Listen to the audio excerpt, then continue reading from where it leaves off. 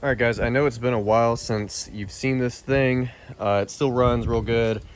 I'm going to take everything off of it and redo everything and do it right.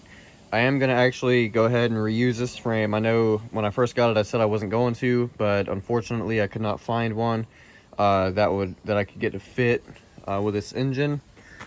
So pretty much I'm just going to take everything off and see what it's going to need to get it running right and, you know, to where it's going to function the way it should. I'm going to see if I can't get the electric start hooked back up. I do have a battery for that. I got to figure out where the connections are for that and wire up a button. I plan on getting new switches and stuff like that for this thing. I'm going to hook them up with some brakes. I still need brakes for the quad. So anyway, that's what we're going to be doing. I'm not going to talk too long. We're just going to go ahead and jump right in it. Okay, first things first, we're going to remove this ugly front fender.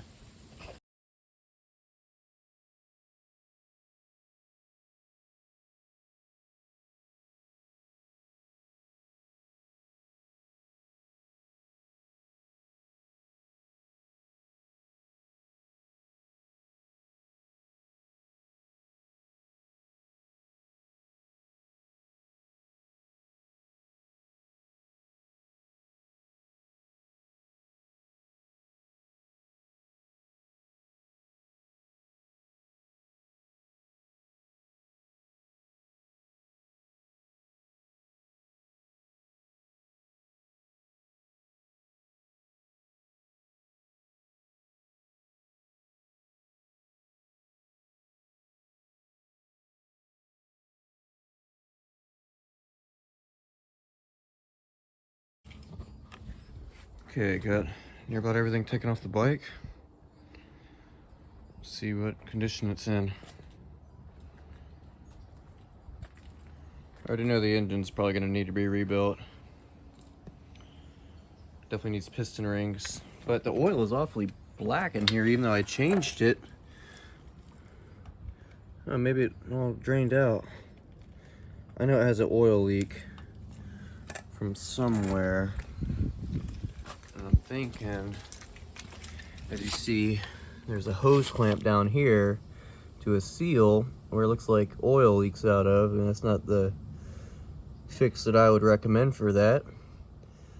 So I can already see where it has leaked previously, obviously, and I've seen it dripping out here before, and then when I saw where it was leaking, I found this. So anyway, it's probably gonna need a seal down there, no big deal. And I did want to get a new gear shifter for it. I did get a new Kickstarter for it, but it didn't work out, didn't fit down here. So we'll have to order another one of them. This thing just brutal on the bottom of your foot. All right, well, we'll get back into it. Just want to show you the condition, what I'm working with. Needs some work. A lot of work. All right, let's get back to it.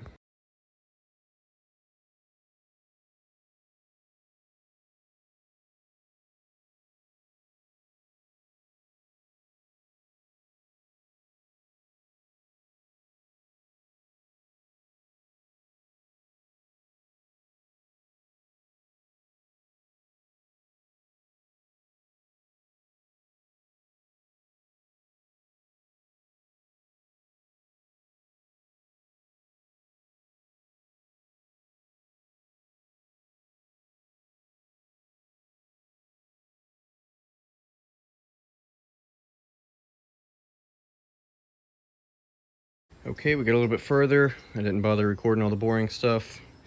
I got grips and everything off, all that old junk that you didn't need on there. Got the wiring harness taken off, got all my parts laid out there, got all my bolts where what they go with. But it's coming along pretty good. The teardown's always quicker than building it. But I got all the old shit off of there, got the carburetor off, got all the old brake lines. And really might get them some brand new rims, or not brand new, but used or something, because these things, I don't even know if they're worth saving. I mean, that's not supposed to do that. But we'll check them out, we'll take them off and see what we got going. But I'm gonna leave them on there for right now until I get the engine off. That way, you know, if I have to move this, I can, and it won't be in a million pieces. So I gotta get all this moved over there, and it's not really the best way of keeping everything. I would put it in there, but it'd be probably get lost in there a lot easier than it would right here. So anyway, as far as we got, just coming along. Do an update whenever we got to take the engine off. I know I said I was going to record me taking the engine off. Sadly, I did not because it's going to rain and I did not have time to set all that up. So I took the engine off as quickly as I could. Not the best way. I've never actually taken an engine off a dirt bike before and am going to do this amount of work to it. So, especially a 4-stroke, I do know how to adjust the valves with the help of Solar General. Huge shout out to that guy. He has just helped me tremendously throughout the years, I guess, you know, since he's been following my YouTube channel. And he reached out to me on Facebook and really helped me out with adjusting the valves. I've never done that before. It's super easy. I'm not sure if I mentioned this in the previous videos, but if I hadn't, you're the best, man. I appreciate all the help. He knows a lot about these bikes and he's been helping me out. You know, people might think that I know a lot and I really don't. So I'm learning as I go, you know. It's one of those deals, and it's not, you know, that turned out too bad. The quad still runs, you know. That was a horrendous project when I first got it. So I think we're taking the right path. I'm gonna clean up the engine, take it all apart, see what I need to order for that. I'm gonna go ahead and order a piston and everything to do the rebuild. I'm gonna have to get some help with adjusting the timing. I've never done that. I'm sure it shouldn't be too hard. Should probably be just like the valves. But anyway, I got the engine off, got all the parts here. I'm gonna go through them and figure out what I can reuse and what I can't. I pretty much already know what I can and can't. I'm gonna get a new seat cover. The plastics are gonna change. I'm not gonna reuse this front fender. Like I said, I was thinking about that, or we might get another one, you know. But I know that this is actually going to go to my little cousin. So I know that he likes the blue on the 4-wheeler, which that would be super easy to do. So I might repaint those the same way I did the Blaster, but I'll probably do it a little bit better. Take more time, especially because it's smaller parts. And I was limited on time when I was doing that, so that's why I've had to repaint this thing again. I've only had to repaint it once, so that's out of a couple of years of neglect and sitting here in the shed collecting mold and abuse on trail rides and everything, and it still holds up pretty good. And I spray it down with a water hose on full pressure and the paint sticks pretty good. And my girlfriend actually helped me out with that, so shout out to her too. She's awesome. Appreciate it. I couldn't have done it without you. But anyway, I think we can handle this by ourselves and put some more time in it and do it the way I would want it to be done for me, because it's going to be a surprise for my little cousin. I probably won't do any videos of the progress, simply because I want it to be a surprise for him. Excuse me. I don't know if he follows the channel all that much or not, but I don't want him to see, you know, some glimpses of it and get an idea of what it's going to look like. But I'll do a after video. I'll do it probably when I bring it to him. I'll probably record that, get his reaction, and you know, that's when you'll be able to see the bike again. But I'll do some videos of it coming along the way. I'll just upload it all in one video after I reveal it to him and everything. It's going to be a series, so this is probably going to be in parts, so bear with me. And thanks for watching. So you'll see all this cleaned up. Alright, here we are at the end of the video, the disassembly. So I just put the plastics and seat back on it to figure out how everything would tie in better, and I figured it out. So it's gonna look really good when I'm done with it. It's not even gonna look like the same bike at all whenever it's finished. Got the engine over there, got the exhaust and wiring harness and everything like that. I just went ahead and ordered a new wiring harness. We already have grips and a new throttle cable, a new clutch cable, and everything for it. So we're good to go on that.